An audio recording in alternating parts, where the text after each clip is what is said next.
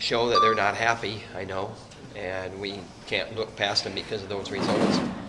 Those results tend to boost competitors and their competitors, and this is a big intra-state match.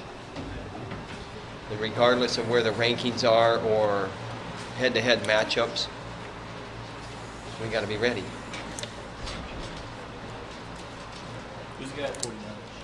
Who's going to be? We don't know. We have 4 options there. In our mind, we're getting it down to 2, and then we'll send 2 of the 4 to a tournament down south of here. You know, right now its growth is Kelly, probably the front runners. And, you know, we can throw Jeva in there. He's an option, even though he'd be a 41-pound weigh-in. But, you know, there's a lot of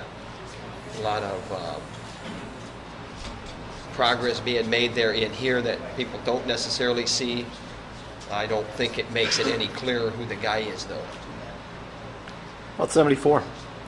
74 is Cambrel right now, and Evans will dress and weigh in, and we'll see what happens there. That's a situation where they haven't been head-to-head, and we're looking for a guy to emerge there. I think the Virginia meet is not an indication of what Cambrel is capable of, but it's kind of like in the same mold a little bit.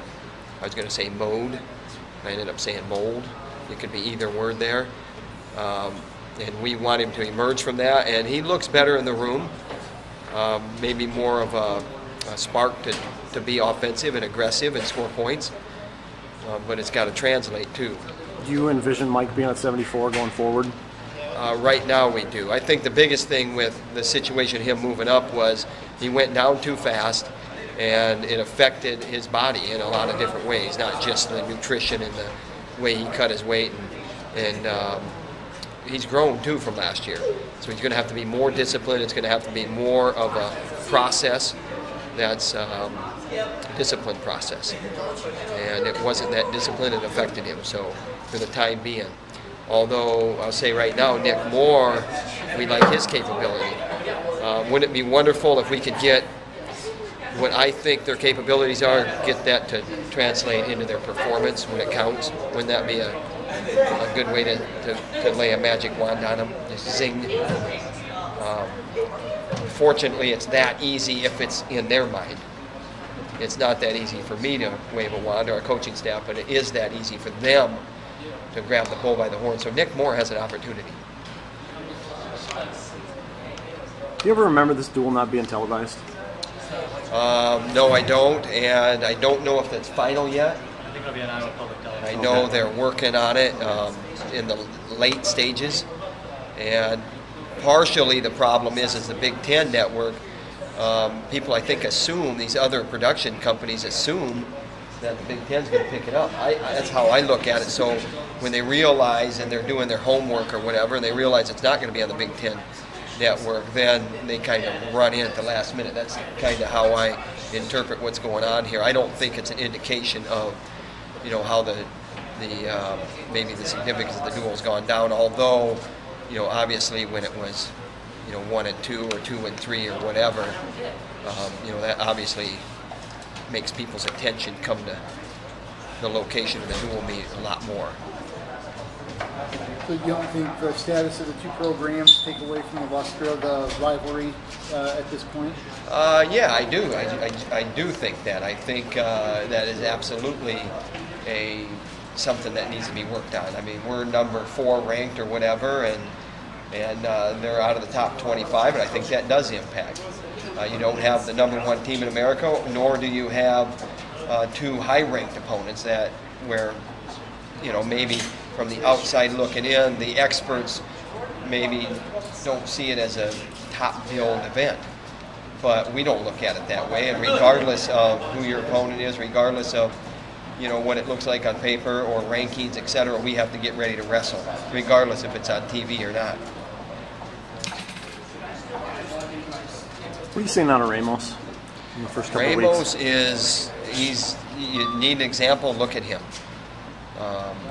We like it. He's very mature and grown up and done some good things. Keep it going. He's got a good test with this freshman that they're high on, and we got to be ready. But he seems to be picking up right where he left off and then some. Very motivated. He wears his emotions on his sleeve, so to speak, or his predictions on his mouth. They're outside of his lips, not inside. You know, the Hodge Trophy, and you know, even when he was being recruited, I remember the article that you wrote where he was going to take out Zadek and everybody else in our room as well. So if you could back that up, so be it, and it's even more entertaining. So we like how he competes, we like how he trains. His leadership role too is more vocal, more what I would say kind of front and center, where he's not as afraid to maybe call somebody out, and that probably comes with age. You said success. You know, doing what he did last year and then some. What's the then some part of that? I think that, you know, last year you see him, he's third in the nation. He wanted to be the champion, he wasn't, and now that sting has put him even more in his head where he wants to go, even though he's wanted to go there the whole time, and then also not getting it and being that close and knowing that you're capable. You know, and you know, people are handing Stever the title right now. He's a killer. I saw the Flow Wrestling thing with the 3 killers in Vegas this week, and he was one of the 3 killers. But he's certainly a worthy opponent. But we like our guy. We like how our guy marches. How much was Meeks for Iowa State on your radar, I guess, kind of for Iowa State's career? I know he's a big deal.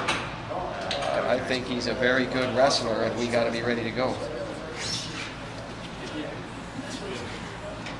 Anything else, Coach?